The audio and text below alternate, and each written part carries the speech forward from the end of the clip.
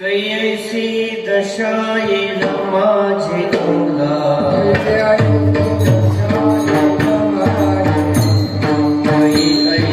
दशा येईल माझी अंगात,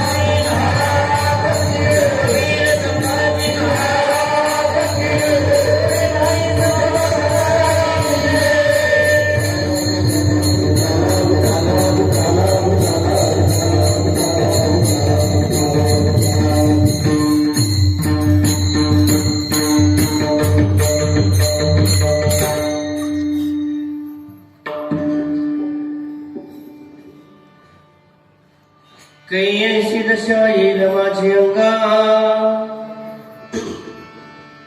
कैयशी दशा येईल माझी अंगा, चित्त पांडुरंगा झुरतसे,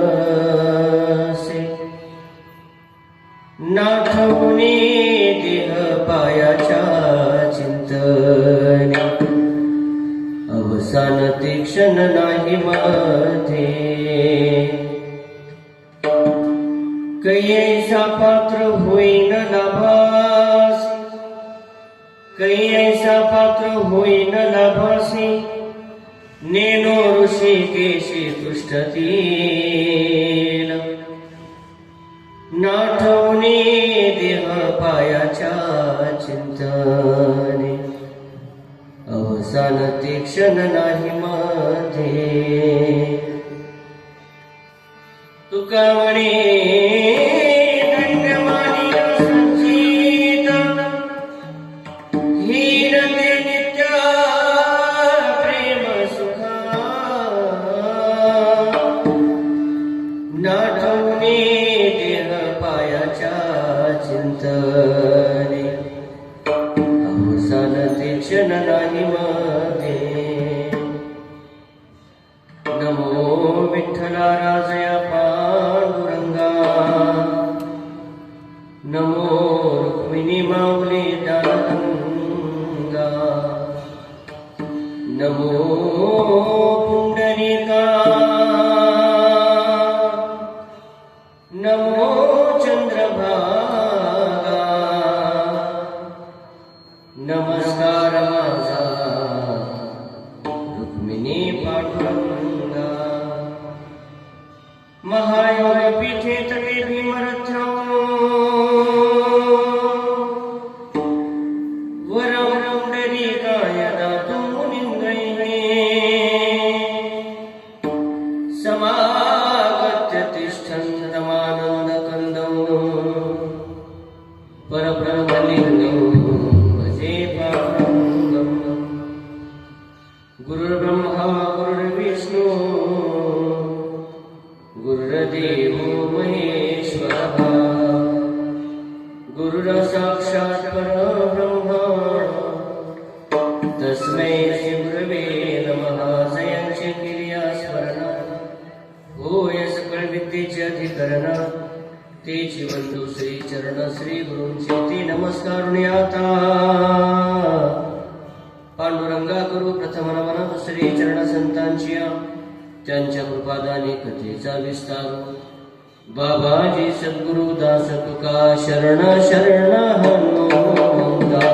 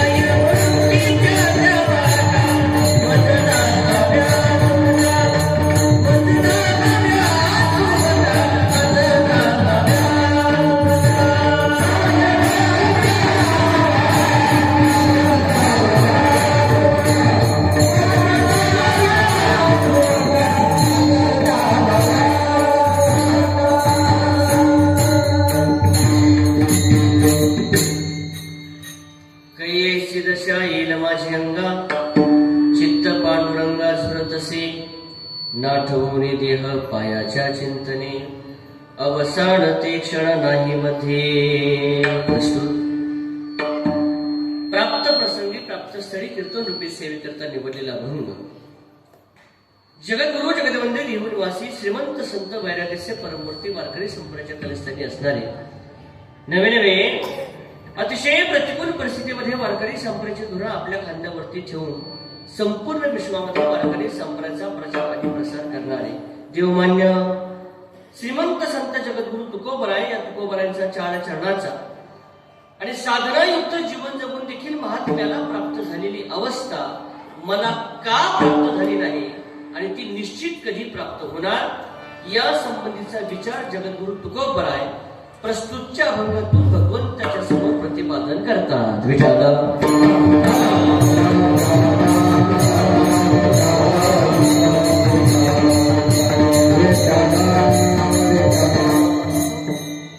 चिंतनाला सुरुवात करण्यापूर्वी या कार्यक्रमाच्या आयोजनासंबंधी, नियोजनासंबंधी दोन शब्द बोलणं वाक्याचं आदर कर्तव्य यानं आपले श्री क्षेत्र निंभेले या आपल्या गावामध्ये गेल्या 30 वर्षापासून भगवान पंढरीश पांडुरंगाच्या, ज्ञानोबराय तुकोबरायांच्या कृपाशीर्वादानं, त्याचप्रमाणे वैकुंठवासी हरिभक्त परायण परमपूजनीय प्रभाकर अण्णा कांबळे ताहराबादकर, त्याचप्रमाणे हरिभक्त परायण वैकुंठवासी पूजनीय हरिभक्त परायण परदेशी गुरुजी कडा यांच्या कृपाशीर्वादानं, त्याचप्रमाणे हरिभक्त परायण आमचे ज्येष्ठ गुरुबंधू बाळकृष्ण महाराज कांबळे, हरिभक्त परायण आदरणीय श्रद्धेय आमचे परमार्थ स्नेही मनोहर महाराज सिनारे, त्याचप्रमाणे हरिभक्त परायण आदरणीय सुनील महाराज सोनवणे यांच्या मार्गदर्शनानं प्रतिवर्षाप्रमाणे संपन्न होत असलेला हा अखंड हरिनाम सप्ताह याही वर्षी मोठ्या थाटामाटामध्ये संपन्न होत आहे.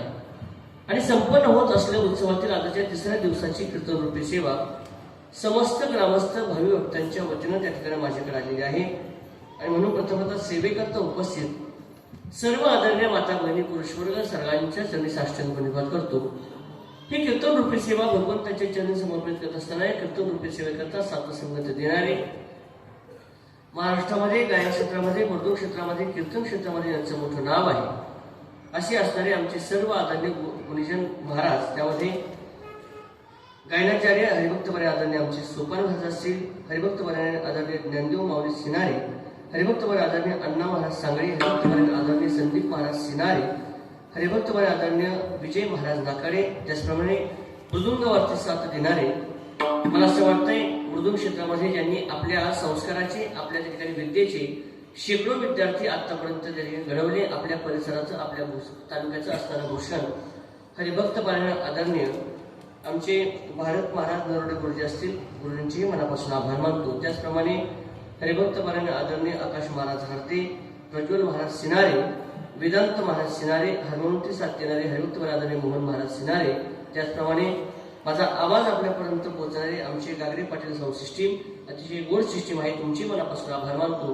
आपल्या गावातील परिसरातील वारकरी संप्रदायाची सेवा करणारे सर्व टाळकरी साधक वृंद, सुभदार असतील, विनेकरी असतील, त्या ठिकाणी तुळशीवाले आईसाहेब असतील, सर्वांच्या त्यांनी साष्टांग धन्यवाद करतो आणि संकल्पित वेळेमध्ये अभंगाचा धावता भावार्थ आपल्या समोर ठेवतो. विठाला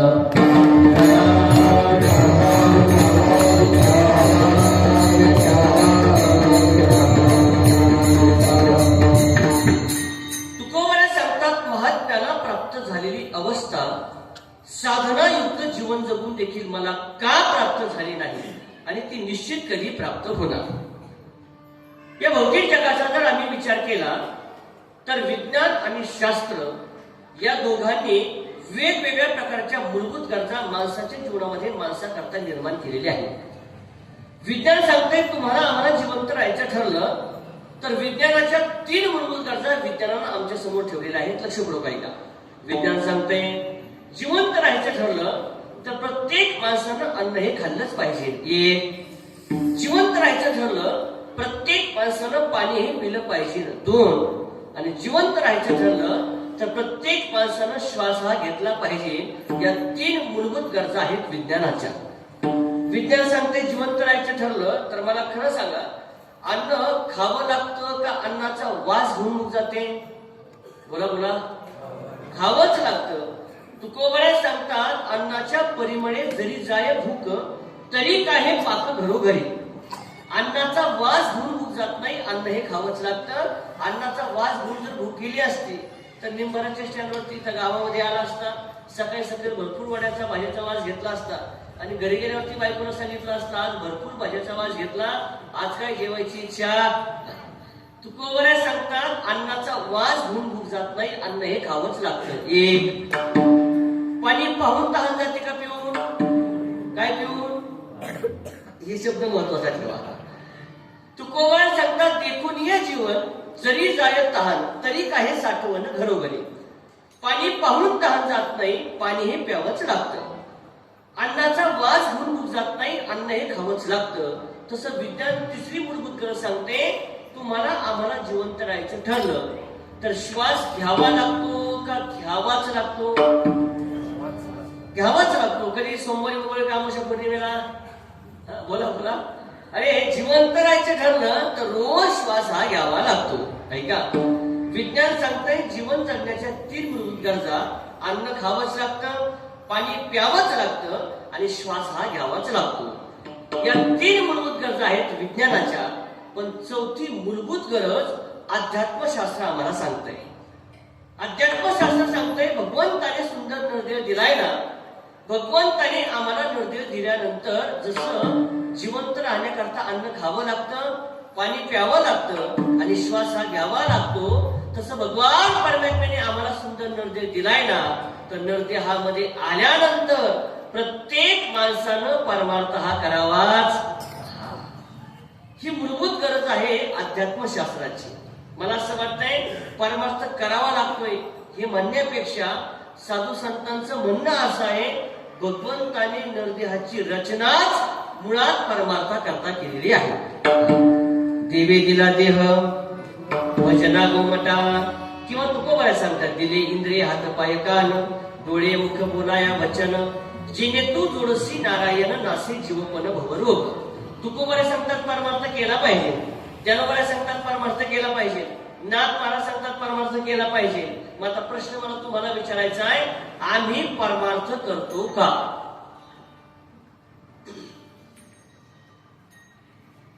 परमार्थ करतो का? अरे झोपले काय तुम्ही? परमार्थ करतो का? मला असं वाटतंय कीर्तनाला आलेल्या माणसाला हा प्रश्न तर घरी झोपलेल्याचं काय? परमार्थ करतो म्हणावं तरी आम्हाला धाडस होत नाही, आणि करत नाही म्हणावं तेही धाडस आम्हाला होत नाही. परमार्थ करतो म्हणावं तर परमार्थाचं साध्य आहे भगवंताची प्राप्ती. ती भगवंताची प्राप्ती आम्हाला आतापर्यंत व्हायला पाहिजे, पण ती झाली नाही. म्हणून परमार्थ करतो म्हणावं तिकडून तरी घरी चुकतंय, आणि करत नाही म्हणावं तर यंदाचं 30वं वर्ष आहे. बरोबर आहे ना? परमार्थ करतो म्हणावं तिकडून चुकतंय, आणि नाही करत म्हणावं तिकडून चुकतंय. नाही करतो म्हणावं तर तुकोबा सांगतात हरिभक्ती अवघीची करती. माऊली त्यांना सांगतात देखी मनुष्य जात सकळ स्वभावताचे भजनशील, आणि झाले असे केवळ माझ्या ठाई. प्रत्येक माणसं परमार्थ करतात, पण प्रश्न आम्हाला असा आहे भगवंताची प्राप्ती का झाली नाही? विठ्ठला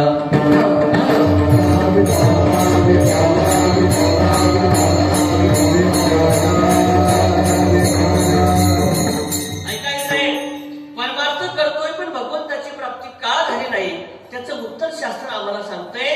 आमचा परमार्थ हा सगळ्यात पहिला मनानं चाललाय आणि सगळ्यात दुसरा देखोळकी चाललाय. हा मनानं परमार्थ चाललाय. परमार्थातल्या 100तल्या 99 चालीरीती या फक्त मनाच्या चालल्या, परंपरेच्या पीछे से आया आगे. सुभाषित का सांगतात गतानुगती गेलो का न लोक पारमार्थिका वालुका लिंग मात्रेन कथम मे ताम्र भाजनम. जेथे पाहे तेथे देठीचा पर्वत आणि पायाविना भिंत तातडीची. आमचा परमार्थ कसा चाललाय? त्यानं माळ घातली म्हणून आम्ही माळ घालायची, त्याने आळंदी पंढरपूरची वारी केली म्हणून पंढरपूरची वारी करायची, त्यानं उपवास केला म्हणून आम्ही उपवास करायचा. बरोबर आहे ना? बरोबर आहे ना? याच चालीरीती आमच्या परमार्थाच्या चालल्या. जर परमार्थ आम्ही मनानं करत नाही असा जर तुमचा दावा असेल तर तुम्हाला एक प्रश्न विचारतो. आई साहेब, नवरात्रामध्ये तुम्ही उपवास धरता? नवरात्रामध्ये उपवास धरता का? तुम्हाला मौनी का आज? मग बोलत चला माझ्यासोबत. उपवास धरता. मग नवरात्राच्या उपवासाला टाकर ढोकळा भेंडीची भाजी चालते हे तुम्हाला कोणत्या महाराजांनी सांगितलं? हसले म्हणजे तुमच्या ध्यानामध्ये आलं. याची ज्ञानेश्वरी एखादी ओवी नाही, तुकोबाराच्या गाच्यामध्ये एखादा अभंग नाही. विचारलं का खाता, त्यांचं उत्तर ऐका. ती सांगते महाराज माझी सासू खात होते म्हणून मी.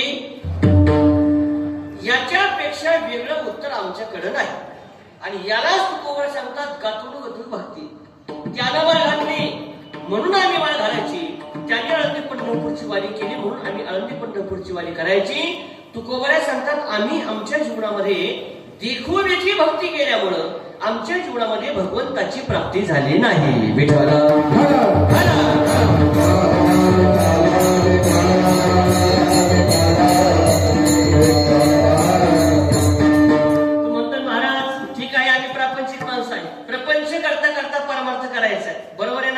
तुम्ही एक संन्यासी, तुम्हाला भगवंताला तुम्ही तुमचं जीवन समर्पित केलं, पण आमचं काय बायका पोरं शेतीवाडी गाडी माडी एवढा मोठा प्रपंच आहे. प्रपंचामध्ये राहून आम्ही भगवंताची प्राप्ती परमार्थ करावा कसा? गोड प्रश्न आहे, त्याचं उत्तरही अतिशय गोड आहे. तुकोबरायांनी प्रापंचिक माणसाला आहे त्या परिस्थितीमध्ये समाधान मिळवण्याकरता त्यानं कसा प्रपंच करावा याच्याकरता एक सूत्र सांगितलं आहे. आणि पारमार्थिक माणसाला भगवंताची प्राप्ती व्हावी वाटत असत तर त्यानं परमार्थ करावा कसा, या दोघांकरता दोन अतिशय सोपे सूत्र आहे. ऐका बरं. संसारी माणसाला आहे त्या परिस्थितीमध्ये समाधान मिळवायचं असेल तर त्यानं तो संसार करावा कसा? तुकोबरा सांगतात त्यानं तो संसार खाली पाहून करावा. आणि पारमार्थिक माणसाला भगवंताची प्राप्ती व्हावी वाटत असेल तर त्यानं परमार्थ वरती पाहून करावा. हा, संसार करावा, बोला बोला बोला, संसार करावा खाली पाहून आणि परमार्थ करावा वरती पाहून. दोनच शब्द आहेत, दोनच वाक्य अतिशय सोपे. संसारी माणसाला आहे त्या परिस्थितीमध्ये समाधान मिळवायचं असेल, तुकोबरांनी समाधान शब्द घातलाय बरं का. तुकोबरा सुद्धा माहिती कलियुगामध्ये सगळ्या गोष्टी आहे आमच्याकडं, फक्त समाधान नाही. बरोबर आहे ना? करा विचार. 10 वर्षाच्या तुलनेमध्ये गुरुजी आज सगळ्या गोष्टी आमच्याकडे अनुकूल आहे. 10 वर्षाच्या तुलनेमध्ये आज आमच्याकडे मोठा बंगला, बोला बोला, मोठा बंगला आहे. 10 वर्षाच्या तुलनेमध्ये आज आमच्याकडे मोठी गाडी. 10 वर्षाच्या तुलनेमध्ये आज आमच्याकडे कपडे जास्त. 10 वर्षाच्या तुलनेमध्ये आज आमच्याकडे पैसे जास्त. आता इकडे येतो. 10 वर्षाच्या तुलनेमध्ये आज आमच्याकडे साड्या जास्त. बोला बोला, साड्या जास्त आहे. 10 वर्षाच्या तुलनेमध्ये आज आमच्याकडे पैसे जास्त. 10 वर्षाच्या तुलनेमध्ये आज आमच्याकडे सोनं जास्त. सोनं जास्त देऊच नका, फक्त हा की नाही एवढं मला सांगा. सोनं जास्त आहे. आता शेवटचा प्रश्न. 10 वर्षाच्या तुलनेमध्ये गाडी बंगला सत्ता संपत्ती सोनं आमच्याकडे जास्त आहे, पण 10 वर्षाच्या तुलनेमध्ये आज आम्ही समाधानी आहोत का? विचारा स्वतःच्या मनाला प्रश्न. आहोत का समाधानी? सगळ्या गोष्टी भरपूर आहेत, एवढा पैसा झाला माणसाकडं, पण माणसाच्या जीवनामध्ये आजही समाधान आलं नाही. आता 2 महिन्यापूर्वी दिवाळी होऊन गेली. मला आठवते आमच्या लहानपणाची दिवाळी. 1 महिन्या पुढे दिवाळी राहिली का माणसाला दिवाळीचा आनंद 1 महिन्या आधी सुरू व्हायचा. बरोबर आहे ना? आम्हाला माहिती होतं का दिवाळीच्या सणाला आम्हाला नवीन कपडे भेटणार आणि गोड गोड खाण्याकरता मिळणार, की दिवाळीचं समाधान 1 महिना राहायचं. बरोबर आहे ना? आठवते तुम्हाला सुद्धा दिवाळी. आज काय परिस्थिती आहे? दिवाळीचा आनंद 1 महिना आहे का? नाही. 15 दिवस, 8 दिवस, 4 दिवस, अरे 16 दिवस. दिवाळीच्या दिवशी दुपारी सुद्धा कळत नव्हतं आज दिवाळी म्हणून. ही वस्तुस्थिती आहे. काय आम्ही मिळवतोय आणि काय गमावतोय याच्यापेक्षा तुकोबरांना आमच्या जीवनामध्ये सांगायचंय काय?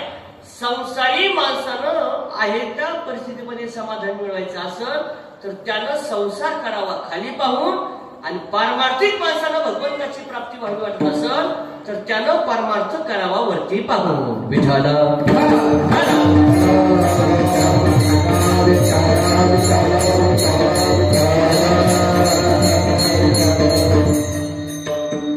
संसारामध्ये खाली पाहणं म्हणजे काय? माझ्याकडे लक्ष द्या. तुकोबरे सांगतात आपल्यापेक्षा जे दीन आहेत, आपल्यापेक्षा जे दुर्बळ आहेत, आपल्यापेक्षा जे गरीब आहेत, त्यांच्याकडे बघत बघत तुम्ही आम्ही तुमचा आमचा प्रपंच करणं, याला म्हणतात संसारातलं खाली पाहणं. खाली पाहणं. कळालंय? नाही कळलं अजून सोपं सांगताय का?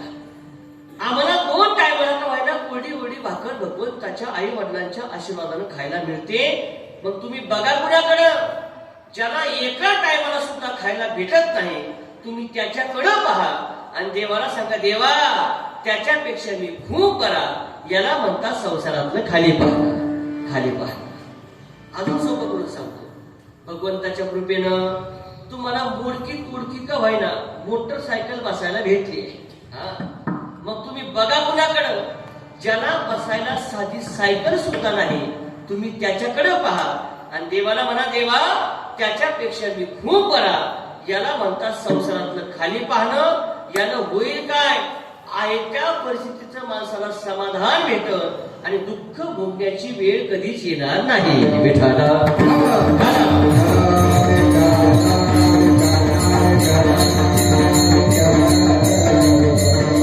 आणि परमार्थातलं वरती पाहणं कशाला म्हणतात, माझ्याकडे लक्ष द्या.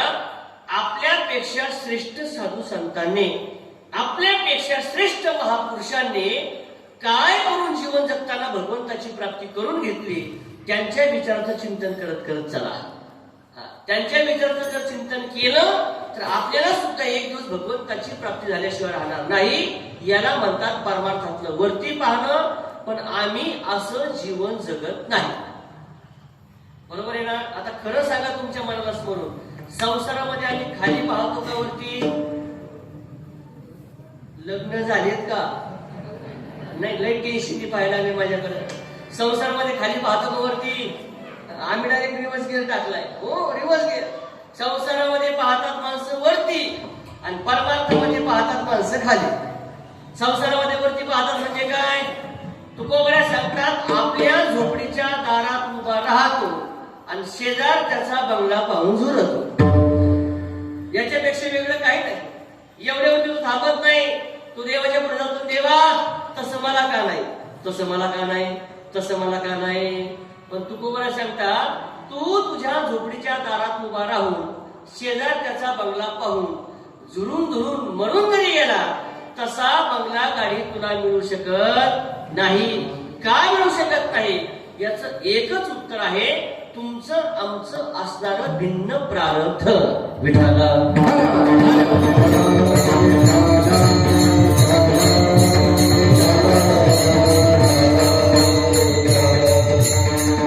जर प्रारब्धावरती जर आमच्या प्रपंचातली श्रीमंती अथवा गरिबी अवलंबून असेल तर प्रारब्ध बदलण्याची ताकद तुमच्या आमच्या सर्वसामान्य जीवामध्ये नाही.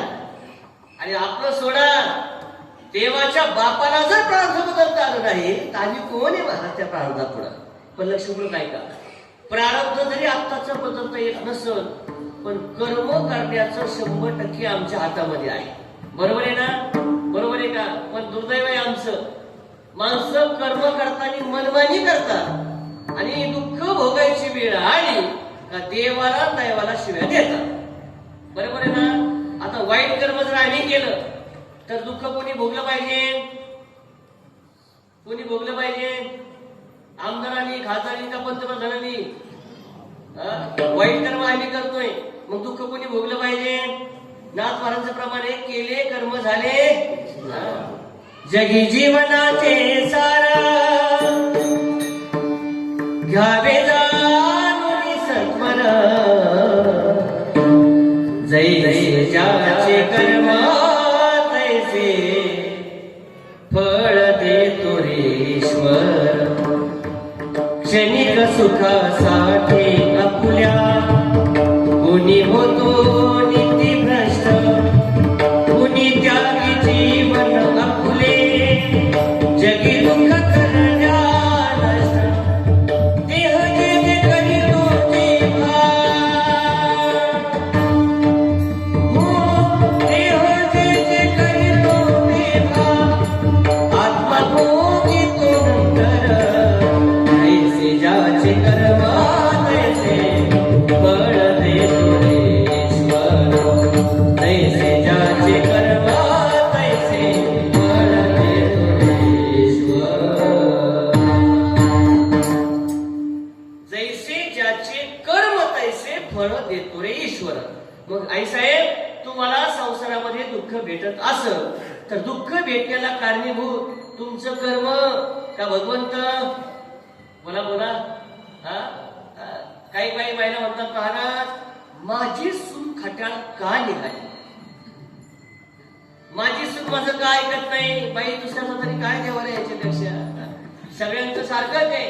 तू जर तुझ्या सुना देखत, तू जर तुझ्या मुला देखत तुझ्या सासू सासऱ्यांना वाईट वाईट बोली, वाईट वाईट त्या ठिकाणी उच्चार केला आणि माझ्या मुलानं म्हातारपणाला मला चोपडा बांधून धोका द्यावं अशी जर इच्छा तुझी होत असेल तर 100% ही इच्छा कधीच पूर्ण होऊ शकत नाही. का? कर्म आम्ही वाईट करतोय आणि सुखाची अपेक्षा करतात माणसं. उदाहरण सांगतोय का, एका माणसाला वडापाव फार आवडत होता. सकाळी सकाळी उठला, स्टँडवरती आला, भरपूर वडापाव खाल्ले, 2-3 मोठी मिरच्या खाल्ल्या, हिरव्या मिरच्या. आता आजचं टेम्परेचर 42 आहे. 4 वाजता लागलं पडून खायला, मळ्यातून गावात आलं आणि मला तुझ्या समोर उभा राहिलं. देवा माझंच कापड दुखतं, देवा माझंच कापड दुखतं. आता मिरच्या कोणी खाल्ल्या? बोला बोला बोला. मिरच्या जर आम्ही खाल्ल्या तर पोट देवाचं दुखलं पाहिजे का आमचंच? हे कर्माचं सांगतोय तुम्हाला. कर्म करताना माणसं मनमानी करतात आणि दुःख भोगायची वेळ आली का देवाला आणि दैवाला शिव्या देतात. काही काही माणसं आमच्याकडे येतात, महाराज आमचंच वाटोळं देवानी काय केलं, आमचं देवाने वाटोळं काय केलं. अरे देवानं कुणाला वाटोळं देव करत नाही आणि कुणाचं चांगलंही देव करत नाही. तुकोबऱ्या सांगतात काय, धर्माची तू मूर्ती आणि पाप पुण्य तुझे हाती. आमच्या जीवनामध्ये आम्ही चांगलं कर्म केलं, फळही त्याचं चांगलं भेटणार आणि वाईट कर्म केलं तर दुःख भोगण्याकरता माणसानं तयार राहावं. विठाला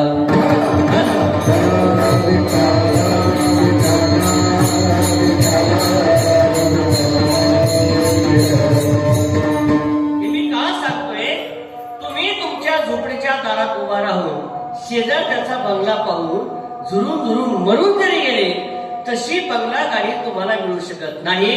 म्हणून संसार करा, सगळं संसार करा, खाली पाहून ऐका. प्रारब्धाची गोष्ट आपली चालली होती. तुकोबऱ्या सांगतात आमच्या जीवनामधली गरिबी अथवा श्रीमंती, आमच्या जीवनामध्ये असणारं सुख अथवा दुःख ही आमच्या प्रारब्धाची ठेव आहे. तुकोबऱ्याचं गोड प्रमाण आहे. पहा, प्रारब्धीची जोडी धना, प्रारब्धीची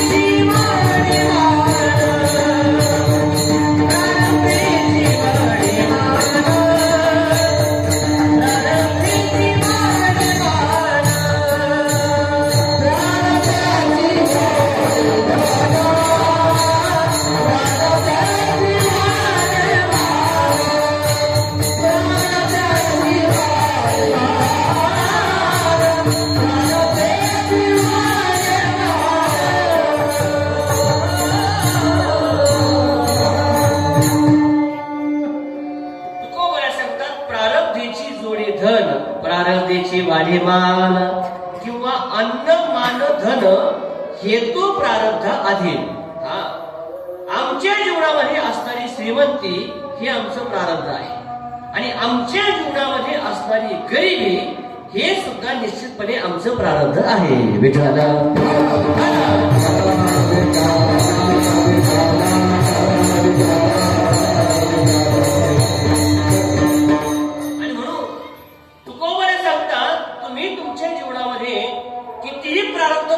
प्रयत्न केला, सर्वसामान्य जीवाला स्वतःचं प्रारब्ध बदलता येत नाही. उदाहरण मी सांगून जाईल तुम्हाला. ज्यावेळेस प्रभू रामचंद्र भगवंताला 14 वर्षाचा वनवास भोगायची वेळ आली, लक्ष्मणजी, सीता येसाई आणि प्रभू रामचंद्र भगवंत चित्रकूट पर्वतावरती असतानाच त्यांच्या भेटी करता भरतजी त्या ठिकाणी चित्रकूटावरती पोहोचले. भरतजी प्रभू रामचंद्र भगवंताच्या समोर जाऊन उभा राहिले, हात जोडला आणि भरतजी सांगतात, दादा, अरे माझ्या सोन्यासारख्या भावाला माझ्या आईनं 14 वर्षाचा वनवास भोगायची वेळ आणली गड्या. दादा, तुला 14 वर्षाचा वनवास कधीच भोगावा लागला नसता, पण 14 वर्षाचा वनवास भोगत असताना याच्यामध्ये सगळ्यात पहिली चूक आपल्या आईची आहे आणि दुसरी चूक आपल्या वडिलांची म्हणजे दशरथ राजाची आहे. आईची आणि दशरथ राजाची चूक आहे असं वाक्य माझ्या प्रभू रामचंद्र भगवंतांनी ऐकलं आणि प्रभू रामचंद्र भगवंत सांगतात, भरत, 14 वर्षाचा वनवास मला भोगावा लागतोय ना गड्या. ह्या 14 वर्षाचा वनवास भोगत असताना याच्यामध्ये नाही आईची चूक आणि नाही आपल्या बाबांची चूक. चूक जर कुणाची असेल ना तर ती माझ्या प्रारब्धाची आहे, ती माझ्या कर्माची आहे. गोड वर्णन केलंय. माता कैकेयी ना दोषी न भेतात, राजत्याग कानन यात्रा हेतू कर्म जात. खेळ चालनासे माझ्या पूर्व संचिताचा, पराधीन आहे जगती पुत्र मानवाचा, दोष ना कुणाचा. जरा मरणायातून सुटला कोण प्राणी जात, दुःख मुक्त जगला कारे कुणी जीवनात. काय शोक करिसी वेड्या स्वप्नीच्या फळाचा, पराधीन आहे जगती पुत्र मानवाचा, दोष ना कुणाचा. हे बरं, माझ्या जीवनामध्ये जो 14 वर्षाचा वनवास आहे गड्या, आणि माझ्या जीवनामध्ये जे दुःख आहे ना, त्या दुःख असण्यामध्ये नाही आईची चूक आणि नाही बाबाची चूक. चूक जर कुणाची असेल ना, दोष जर कुणाचा असेल ना, तो फक्त माझ्या प्रारब्धाचा दोष आहे, प्रारब्धाचा. ही मी का सांगते गड्या? आणि प्रारब्ध बदलण्याची ताकद जर स्वतः भगवंतामध्ये आणि भगवंताच्या जर वडिलांमध्ये नसेल ना गड्या, ते प्रारब्ध आम्हाला भोगावंच लागल. याच्यापेक्षा वेगळा पर्याय आमच्या जीवनामध्ये नाही. विठ्ठला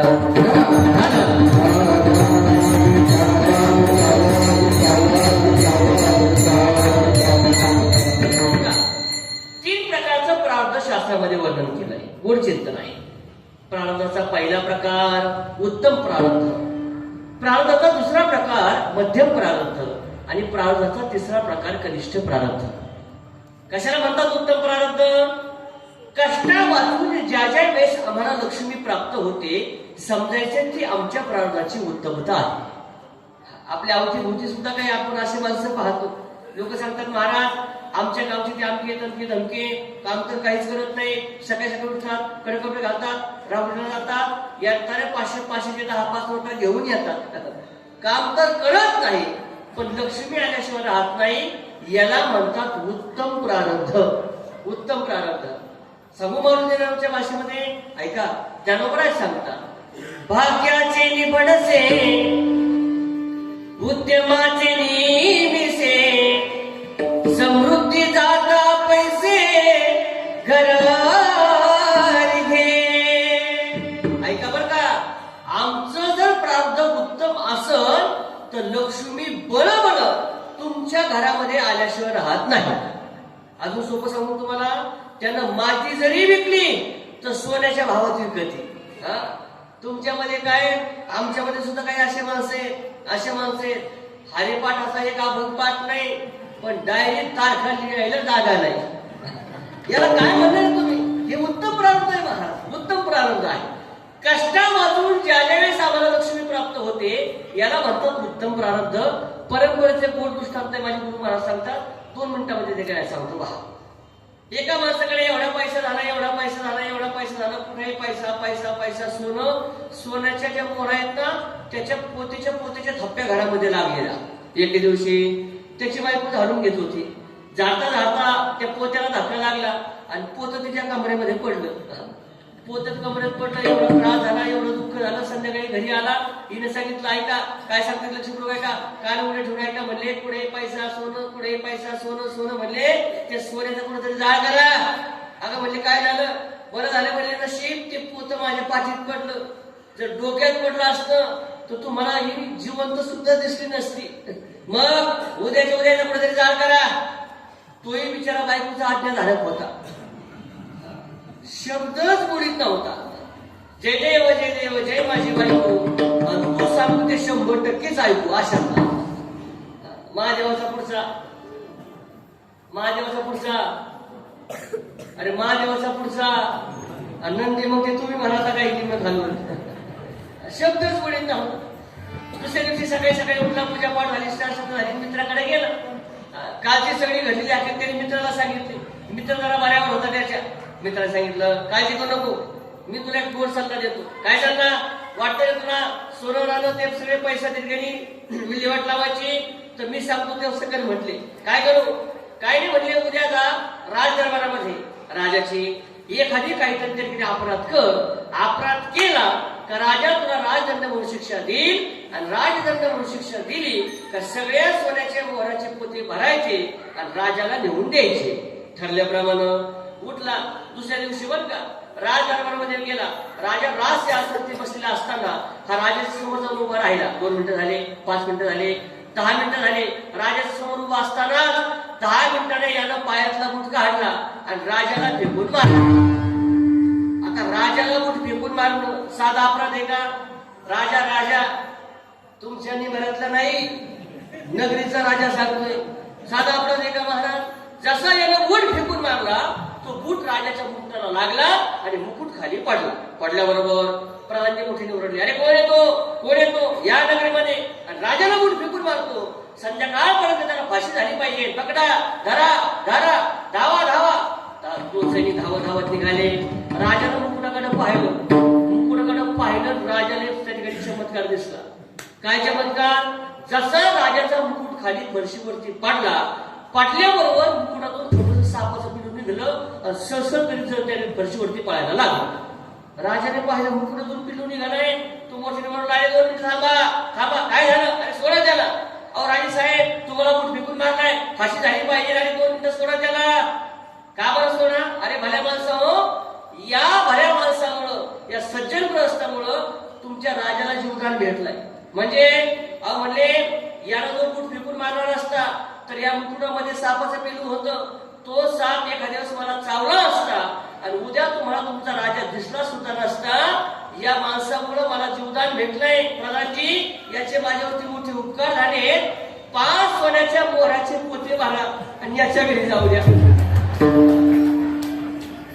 हे संध्याकाळी घरी पोहोचायच्या आधीच सोन्याचे मोहराचे पोते हजर झाले होते. संध्याकाळी घरी गेला. महाराज, पत्नी तर रागाने लालबंद झालेली. का? तिने मनात विचार केला, कधी एक काम धडाचं मिळत नाही. सांगितलं होतं याची विल्हेवाट लावा, अजून 5 पोते घेऊन आले. पत्नी जाते गेली. पत्नीचा चेहरा याने पाहिला, त्याच्या ध्यानामध्ये आलं. 100% पत्नी रागवली.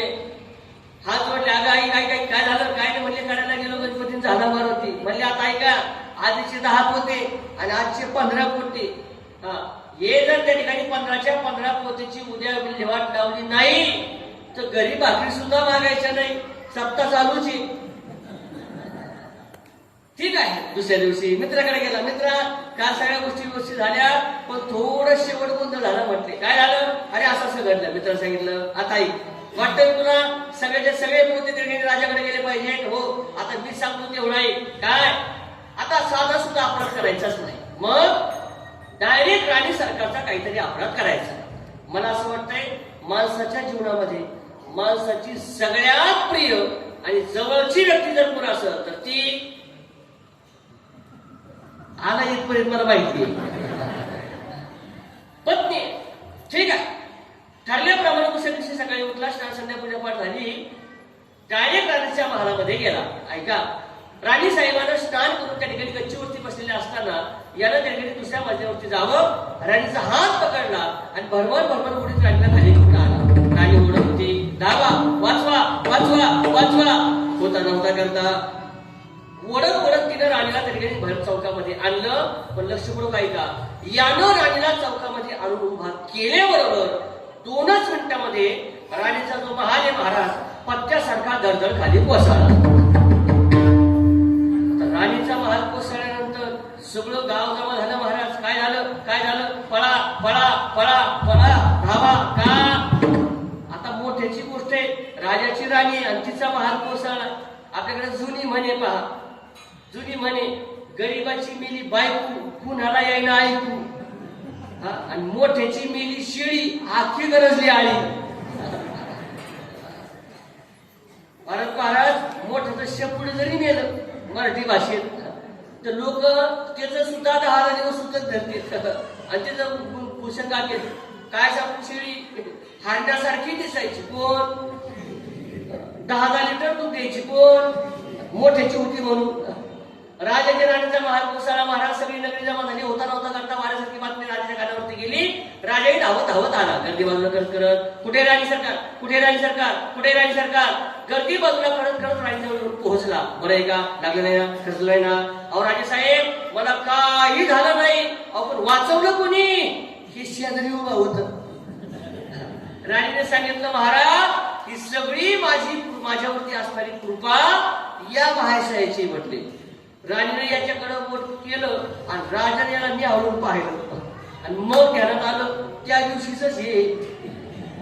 राजाने त्याला साष्टांग दंडवतच घातला. म्हणजे भल्या माणसा, किती किती म्हणून उपकार करशील.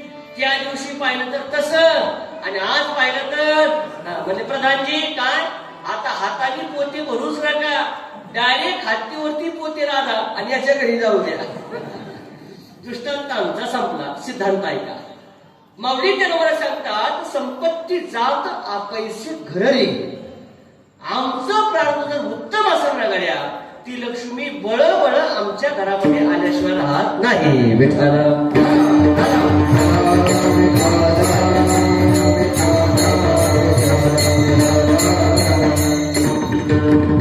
प्रारब्धाचा दुसरा प्रकार आहे मध्यम प्रारब्ध. कशाला म्हणतात मध्यम प्रारब्ध? गोड चिंतन आहे. कष्ट अधिक लक्ष्मी बरोबर मध्यम प्रारब्ध. तुम्ही आणि सगळी माणसं आपण मध्यम प्रारब्धाने माणसं आहोत. दिवसभर काबाड कष्ट करायचे आणि संध्याकाळी पोटापुरते 2-5 रुपये कमवून घेऊन जायचे. एखादा गवंडी माणूस असतो पहा, हातामध्ये थापी धरतो, दिवसभर काबाड कष्ट करतो आणि संध्याकाळी 1000-2000 रुपये कमवून घेऊन जातो. म्हणजे कष्ट अधिक लक्ष्मी. आमच्यासारखे महाराज मंडळी 2-2 तास कष्टाने कीर्तन करायचं आणि जाताना 10,000-20,000 रुपये घेऊन जायचे. म्हणजे कष्ट अधिक. तुम्ही हसले म्हणजे तुम्हाला काहीतरी गोंधळ वाटायला लागला याच्यामध्ये. बरं, हा एक तुमच्या मनामध्ये प्रश्न कसा आहे, हा एक मला सगळ्यात मोठा प्रश्न आहे बरं का. लोक सहज सोपट मला सहज बोलता बोलता म्हणतात, बाबा तुमचं बरं आहे, पाऊस नको, पाणी बरोबर आहे करा. अरे नाही होत तसं. सांगू तुम्हाला शास्त्राचा सिद्धांत. लक्ष्मी ही एकमेव गोष्ट अशी आहे का ती तुमच्याकडून तेवढे अधिक कष्ट करून घेते आणि मगच तुमच्या पदरामध्ये पडते. 1 रुपया जर तुमच्या हातामध्ये आला तर कष्ट 1 रुपयाचे आहेत. 100 रुपये तुमच्या हातामध्ये आले तर कष्ट 100 रुपयाचे आहेत. आणि 1000 रुपये तुमच्या खिशामध्ये आले तर कष्ट ते 100% 1000 रुपयाचे आहे. फक्त गंमत अशी झाली, एकमेकाचं पाहतरी सुखाचं वाटत सगळ्यांना. बरोबर आहे ना? व्यापाऱ्याला वाटतंय शेतकरी सुखी, शेतकऱ्याला वाटतंय नोकरीवाला सुखी, नोकरीवाला वाटतंय शिक्षक सुखी, शिक्षकाला वाटतंय वकील सुखी, वकिलाला वाटतंय डॉक्टर सुखी, डॉक्टरला वाटतंय इंजिनियर सुखी, इंजिनियरला वाटतंय पुढे सुखी. आणि तुम्हाला सगळ्यांना असं वाटतंय महाराज नाही. बरोबर आहे ना? बसायला एसीची गाडी काय, खायला चमचम काय. आता तुम्हाला काय माहिती महेश महाराज कुठून आलाय, भाकरी खाऊन आलाय का बिगर भाकरीचं जिथपर्यंत आलाय. हे पाहतानी सुखाचं वाटतंय पाहतानी. बरोबर आहे ना? पण ऐका, त्याबरोबर तुम्हाला साधू संत सांगतात, कबीरजी महाराज सांगतात, जो देखे सो दुखिया बाबा, सुखिया कोई नहीं रे. शेजारीला असं वाटतंय तिची सून किती चांगली, किती काम करते, किती सेवा करते, बोलल्याबरोबर सगळ्या गोष्टी आणून देते. शेजारी म्हणते, बाई तुला फक्त हे दिसत. बरोबर आहे का? पाहताना सुखाचं वाटतंय. माझे मित्र घाटकोपरला नगरसेवक आहेत, चांगले नगरसेवक आहेत. ते निवडून आले होते आणि निवडून आल्यानंतर त्यांचा सत्काराचा कार्यक्रम ठेवला.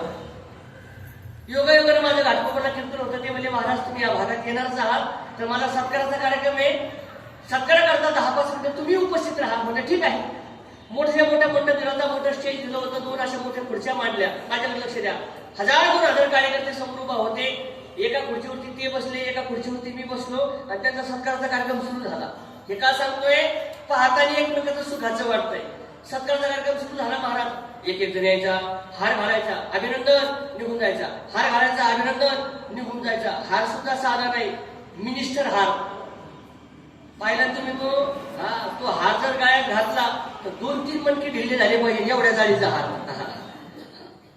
हारापाठी बघा हार, हारापाठी बघा हार. मी तर नुसतं पाहतच बसलो. मित्र होते माझे, मी म्हणलं साहेब तुमचं तर आमच्यापेक्षा लय भारी हो. ते म्हणजे कसं काय? म्हणलं म्हणलं तरी अख्ख्या कीर्तनात एकच हार आहे. बरोबर आहे ना? पण तुमचं बघा म्हटलं हारापाठी बघा हार, हारापाठी बघा हार, हारापाठी बघा हार. ते म्हणले महाराज कसला हार आणि कसलं आलं. म्हणले काय झालं आता? म्हणजे तुम्हाला खरं गोष्ट सांगू का? म्हटलं खरंच सांगा आता आम्ही महाराज आहे की म्हणा आता तरी खरं सांगा.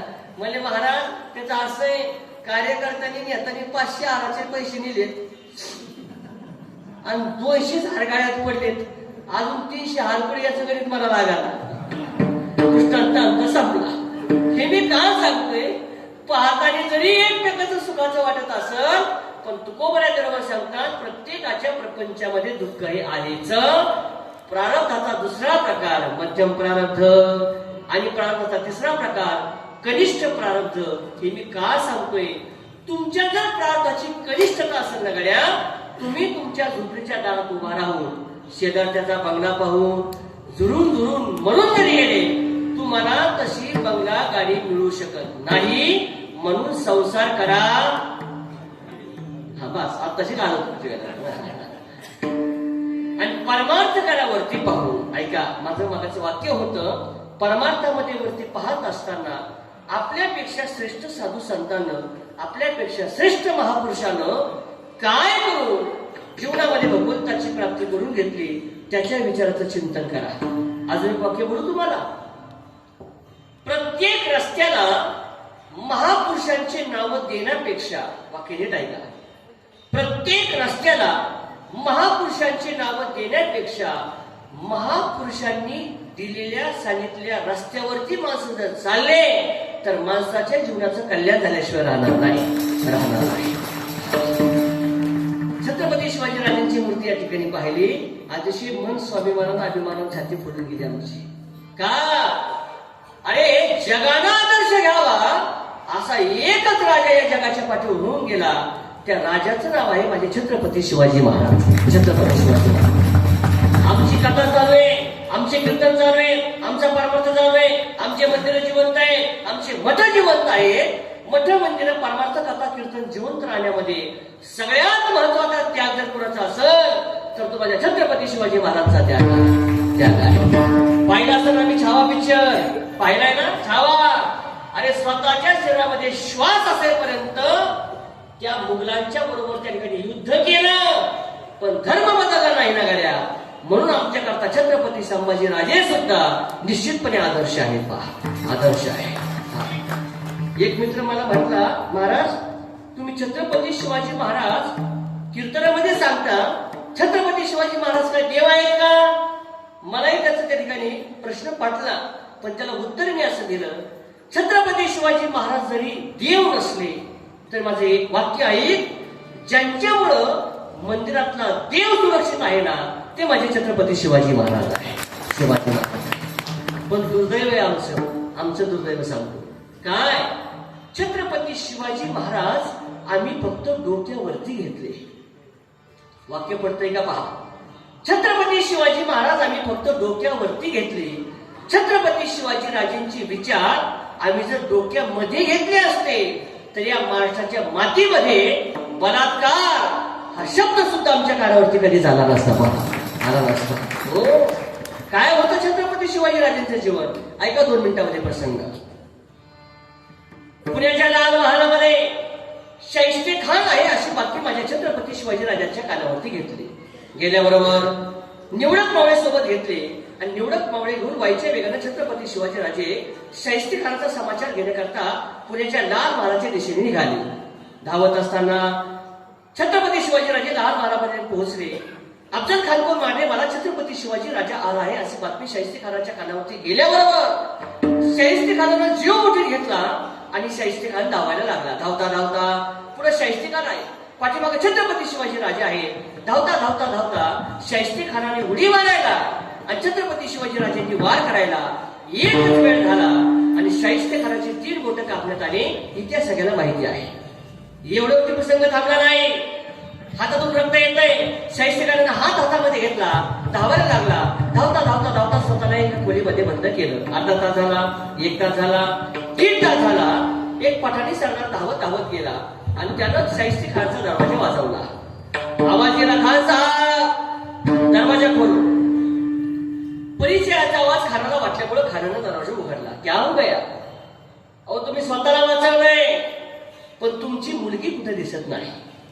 कुठे माझी मुलगी? मला असं वाटतंय. अरे काय वाटतंय?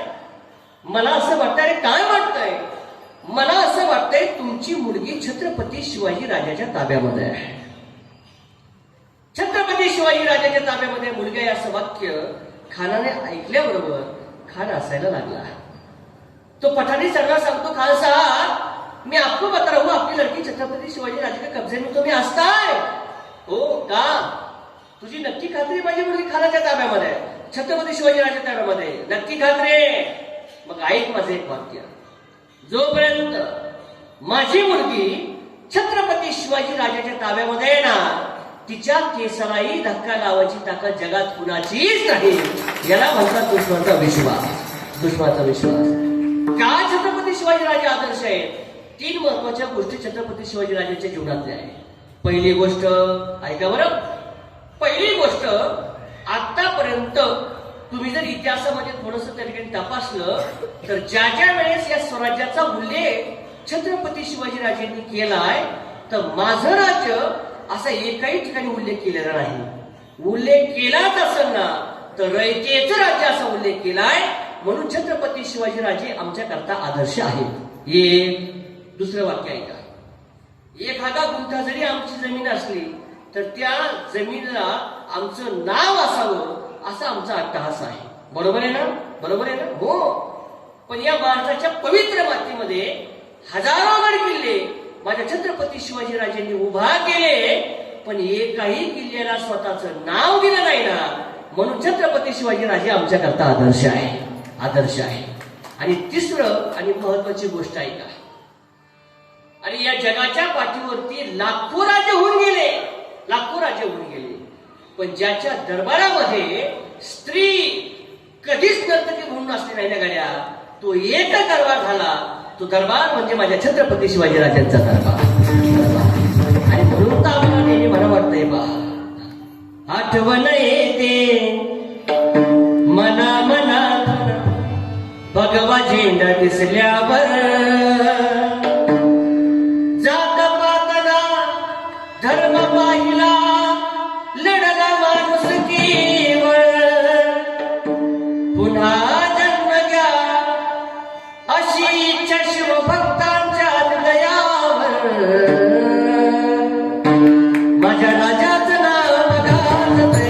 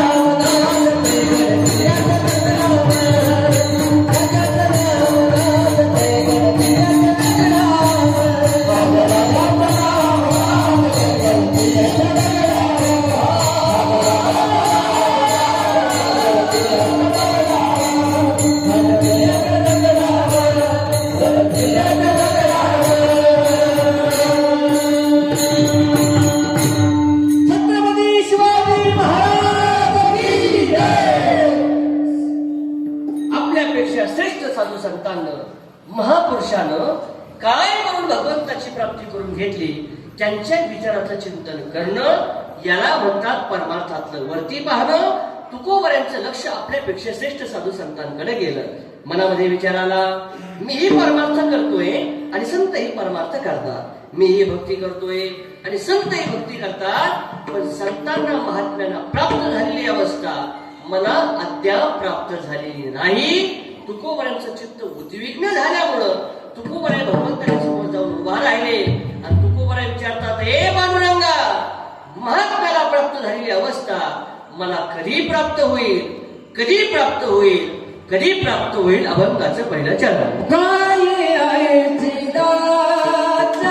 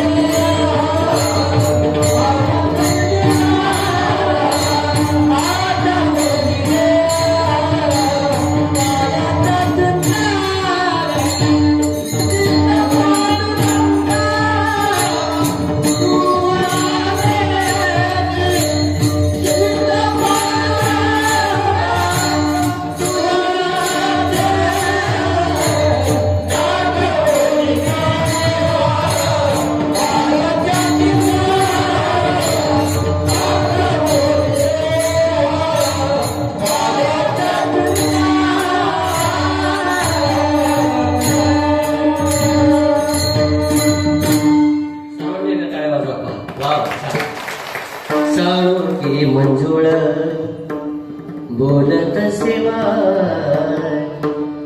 शिकविता धने वेग साळुंकी मंजुळ बोलत सेवा.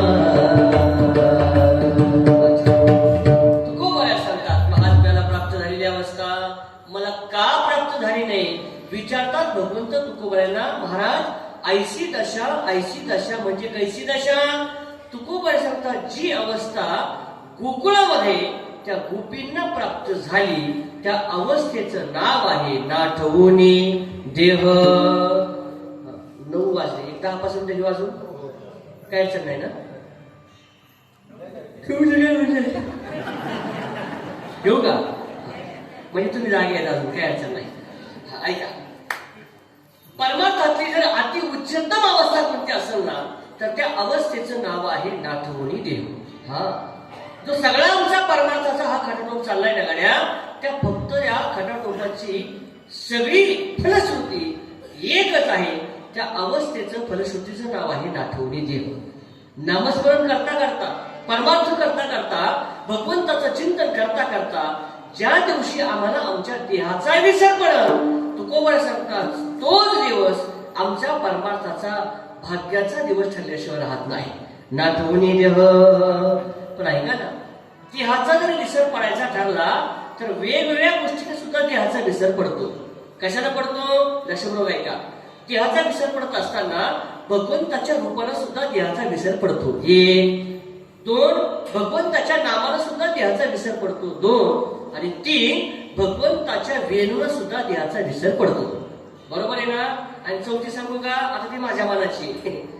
एखादा जर पियाचा चांगला दारू प्याला त्याला सुद्धा देहाचा विसर पडतो का नाही. ते तर यांच्यापेक्षा जास्त विधेयी होतो. कुठं पडतो त्याचाही घेणं नाही आणि काय खातो त्याचंही. बरोबर आहे ना. पेतनाचं काही गोष्ट खरी महाराज. पेतनाची एका माणसाला दारूचं व्यसन होतं. दारूचं व्यसन असताना त्याची 10 दुखायला लागली. 10 ठीक आहे ना डॉक्टरकडे म्हणून डॉक्टर साहेब 2 महिने झाले म्हणले 10 दुखती म्हणले मग तुम्हाला आज कशी कळली ते म्हणले आजच जरा थोडस म्हणून कळायला लागलं असं का म्हटले ठीक आहे म्हणले तुमची दाढ काढावी लागेल बरं मग काय नाही तुम्हाला इंजेक्शन देतो तुमची दाढ काढून देतो तर म्हणलं डॉक्टर साहेब विष द्या पण इंजेक्शन देऊ नका म्हटले का इंजेक्शनची फार भीती वाटते मग ती काही गोष्ट शक्य होणार नाही डॉक्टर म्हणले अरे इंजेक्शन दिलं नाही तर तुझी दाढ काढता येणार नाही आणि दाढ काढली नाही तर ती दुखायची थांबणार नाही डॉक्टर जरा हुशार होते बरं का हुशार होते त्यांनी विचार केला इंजेक्शनची भीती वाटते मग याला दुसरं पुढीचं औषध देऊ ज्यांना कळलं त्याला धन्यवाद ज्याला नाही कळलं त्याने पहिल्या पंक्तीला बसायला घरी जेवून नका इंजेक्शन द्यायला सुरुवात केली पोलीस हा एक झाकण दिलं एक झाकण कशाचं टिंब आलं लक्षात तुमच्या म्हणजे आता भीती वाटते का मला डॉक्टर साहेब अजून थोडी थोडी भीती वाटू राहील डॉक्टरने थोडासा डोस वाढवला एक ऐवजी दोन झाकण आता भीती वाटते का मला डॉक्टर साहेब अजून थोडी थोडी भीती वाटते असं का 3 झाकणं दिली म्हणजे आता अजून थोडी वाटते मला डायरेक्ट अर्धी वाटलीच पाहिजे म्हणजे आता भीती वाटते का म्हणलं नाही नाही नाही आता पाहतो कोण माझ्या दाताला हात लावतो कळलं का तुम्हाला दृष्टांत संपला आता तिकडे जाऊ नका 3 मुद्दे मला सांगायचे नाठवणी देह भगवंताच्या रूपानं देहाचा विसर पडतो भगवंताच्या नामानं देहाचा विसर पडतो आणि भगवंताच्या वेणूनं देहाचा विसर पडतो रूपानं देहाचा विसर पडतो हो हो का आणि या भगवंताची आम्ही भक्ती करतो ना गाड्या तो माझा भगवान परमात्मा एवढा सुंदर आहे माणसावरती त्या सुंदरतेचा परिणाम होतो नवल नाही मग जडावरती सुद्धा मोह घालण्याचं सामर्थ्य माझ्या भगवंताच्या रूपामध्ये आहे राजाचा सुकुमार मदनाचा पुतळा किंवा सुंदरते ध्यान उभे विटेवरी हजारो प्रमाणात महाराज पांडुरंग कांती दिव्य तेज झळकती रत्नकिर पाकती प्रभा अगणित लावण्य तेज पुंजळले गवर्णवे तेजेची शोभा दानराव विठ्ठलो गणनाथ हो हिने वजना मिळेला भगवंताच्या रूपानं देहाचा विसर पडतो 2 भगवंताच्या नामानं देहाचा विसर पडतो आता लक्ष करू ऐका एखादा मनुष्य जर चांगला नामस्मरण करायला लागला जप करायला लागला आणि नामस्मरणामध्ये तल्लीन झाला तर त्याला देहाचा विसर पडतो मी सांगत नाही तुकोबरांचं प्रमाण आहे गायनाचे पुणे आपुली छंदे गायनाचे पुणे आपुली छंदे गायनाचे पुणे आपुली छंदे गायनाचे पुणे आपुली छंदे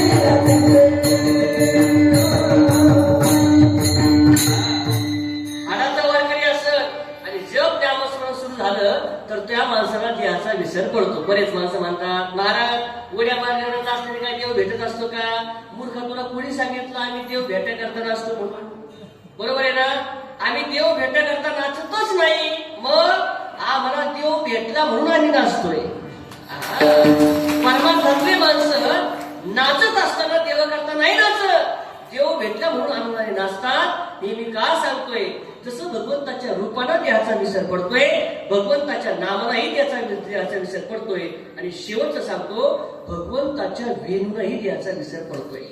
हा, माझ्या भगवंताच्या वेणूमध्ये एवढं सामर्थ्य आहे का माणसाला देहाचा विसर पडल्याशिवाय राहत नाही.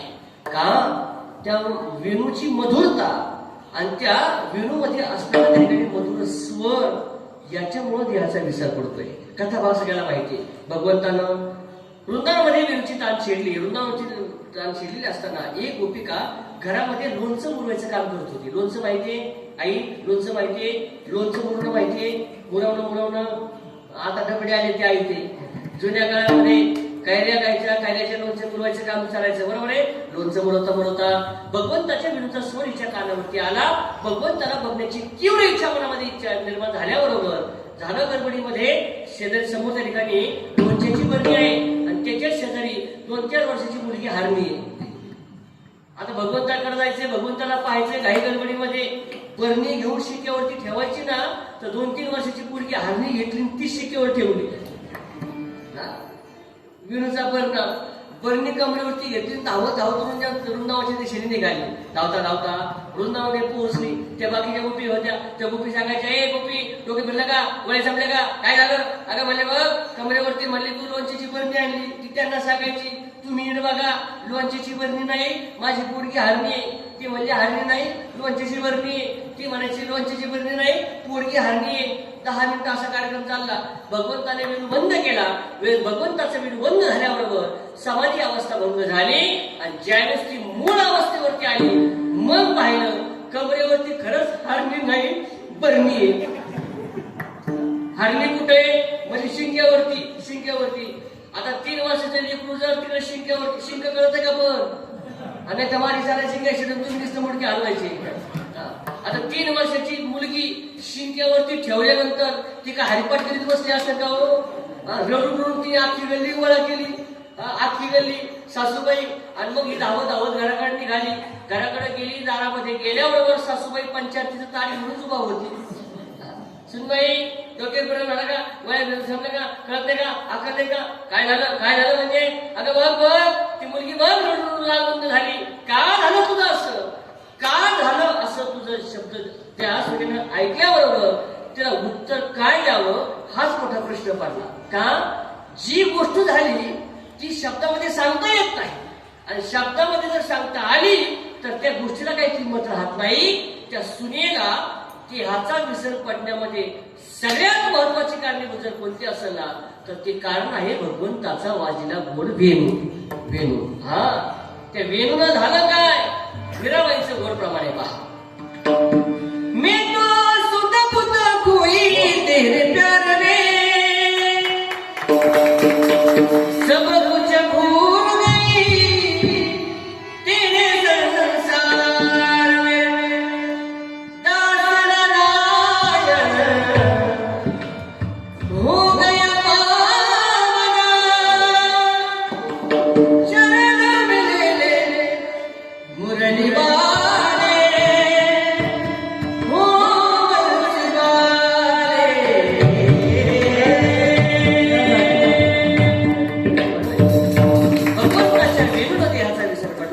भगवंताच्या रूपानं देहाचा विसर पडला आणि भगवंताच्या नावानं देहाचा विसर पडतो. त्या अवस्थेचं नाव आहे नाटवूनी देह पायाच्या चिंतनी विठोबा.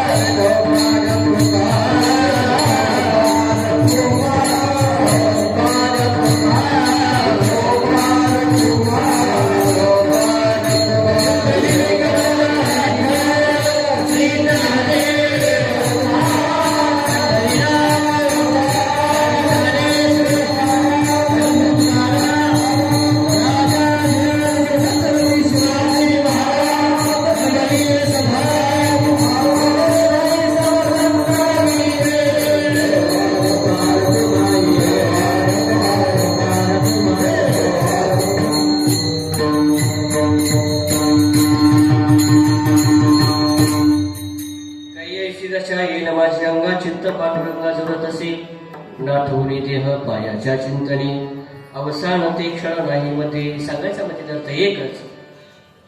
जीवन जगत असताना परमार्थ आणि विज्ञानाच्या दोन मूलभूत गरजा आहेत. विज्ञान सांगते माणसाच्या जीवनामध्ये अन्न वस्त्र निवारा या मूलभूत गरजा, आणि अध्यात्म शास्त्र सांगते माणसाच्या जीवनामध्ये परमार्थ ही मूलभूत गरजा आहे.